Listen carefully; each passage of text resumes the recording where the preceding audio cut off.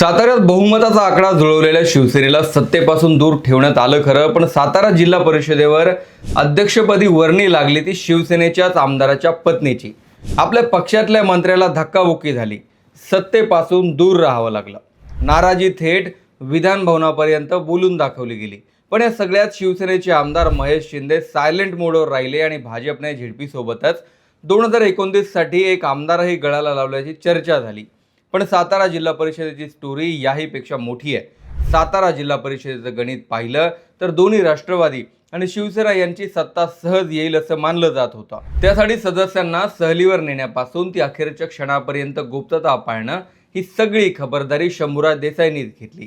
पण अध्यक्षपदासाठी भाजपने असं नाव काढलं ज्याचा कदाचित शंभूराज देसाईंनीही विचार केला नव्हता. अध्यक्षपद ओबीसीसाठी राखीव असताना महेश शिंदे यांच्या खुल्या गटातून विजयी झालेल्या पत्नी जिल्हा परिषदेच्या अध्यक्ष बनल्या. सातारा जिल्हा परिषदेत एका रात्रीतून जात कशी बदलली गेली आणि सत्तेसाठी काय काय केलं गेलं त्याची स्टोरी मी या व्हिडिओत सांगणार आहे. नमस्कार, मी विशाल, तुम्ही पाहताय story.com. सातारा जिल्हा परिषद निवडणुकीतल्या राड्याची जेव्हा विधान परिषदेत चर्चा सुरू होती तेव्हा शशिकांत शिंदे यांनी बोलताना नितेश राणे यांच्याकडे रोख केला आणि विचारलं, एका रात्रीत जात बदलली गेली, तुम्ही कराल का असं? यावर नितेश राणे यांचं उत्तर होतं, आम्ही 96 कुळी आहोत.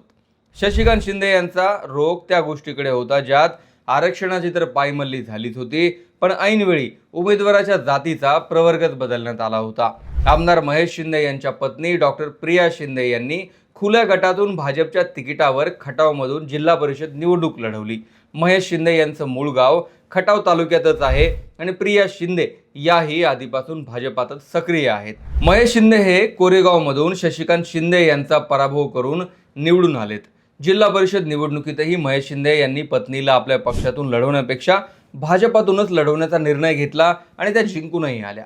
जिल्हा परिषदेत दोन्ही राष्ट्रवादी आणि शिवसेना अशी एकत्रित युती होती, तर भाजपने 16 निवडणूक लढवत 65 पैकी 27 जागा जिंकल्या होत्या. त्यात एका अपक्षाचाही पाठिंबा, शिवाय शिवसेनेचे 2 आणि राष्ट्रवादीचे 3 सदस्य फुटल्याने भाजपला एकूण 33 मतं मिळाली. तर शिवसेना राष्ट्रवादी यांनी आधी बहुमताचा आकडा गाठलेला असूनही फक्त 30 मतं मिळाली. खरं तर शिवसेना आणि राष्ट्रवादी यांच्यात महेश शिंदे यांना मानणारे जे सदस्य आहेत त्यांनी आपल्या पक्षाच्या ऐवजी नेत्याला निष्ठा दाखवली आणि सगळं गणित फिरलं.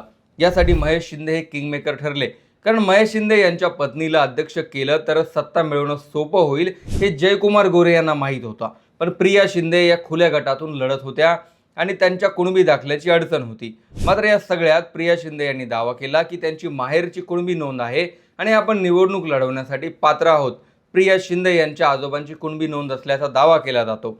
त्याच आधारावर तातडीने कुणबी दाखला काढण्यात आला आणि प्रिया शिंदे या ओबीसीतून अध्यक्ष होण्यासाठी पात्र ठरल्या. प्रिया शिंदे यांनी खरं तर खुल्या गटातून निवडणूक लढवली होती आणि अध्यक्षपदासाठी तातडीने दाखला काढला गेला हे जग जाहीर झालंय. पण कुणबी दाखला काढण्याची प्रक्रिया साधारणतः वेळखाऊ असते. जात पडताळणी करण्यासाठी 2 ते 3 महिन्यांचा कालावधी जातो. सदस्यांना जात पडताळणीसाठी निवडणूक आयोगाकडून साधारण 6 महिन्यांचा वेळ प्रमाणपत्र काढल्यानंतरही दिला जातो. पण प्रमाणपत्र काढण्यासाठीही किमान 15 दिवस ते 1 महिन्याचा कालावधी लागतो. मराठवाड्यात गेल्या काही दिवसात ज्यांच्या कुणबी नोंदी सापडल्यात त्यांनाही दाखले काढण्यासाठी प्रचंड वेळ लागतोय. यावरून अधिकाऱ्यांवर टीकाही होते. पोरांची परीक्षा जवळ आली, ॲडमिशन जवळ आले तरी कुणबी दाखले निघत नाहीत. अशातच प्रिया शिंदे यांनी ऐनवेळी माहेरचा दाखला काढून अध्यक्षपद मिळवणं ही आरक्षणाची पायमल्लीही ठरली.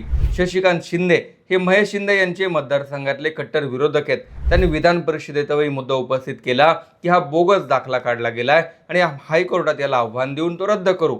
मात्र महेश शिंदे हे आपल्या पत्नीला दाखला योग्यच दिला असल्याचा दावा करतायत आणि त्यावर ते ठाम आहेत. सातारा जिल्हा परिषदेत सत्ता मिळवण्यासाठी पोलिसी बळाचा वापर करण्यात आल्यावरून विधिमंडळाच्या दोन्ही सभागृहात चर्चा झाली आणि पोलीस अधीक्षकांचं निलंबन करण्याची मागणी करण्यात आली. शिवसेनेने ही मागणी केल्यानंतर विधान परिषदेच्या विशेष बैठकीत ती मान्यही झाली.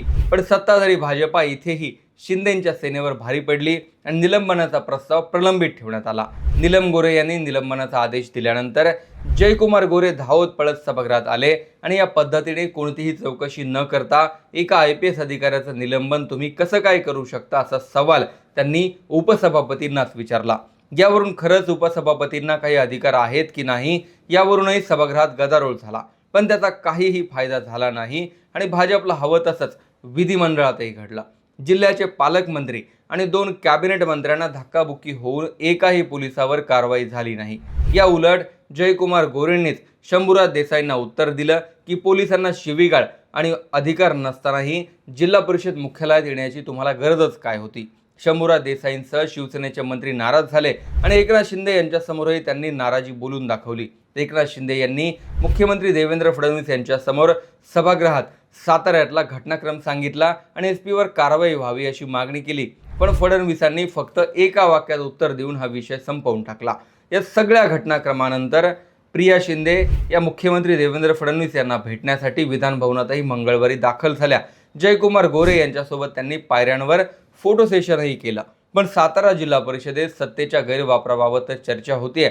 मात्र जिल्हा परिषद अध्यक्षपद आमदाराच्या पत्नीला देण्यासाठी रातोरात कुणबी दाखल्याची जी अरेंजमेंट करण्यात आली ती सुद्धा आता वादाच्या भोवऱ्यात सापडली आहे। एक दिवस आक्रमक झाल्यानंतर शिवसेना आणि राष्ट्रवादीचे मंत्रीही दुसऱ्या दिवशी शांत झाले आणि भाजपच्या विरोधात बोलण्याचं धाडस नाही अशी त्यांच्यावर टीका झाली।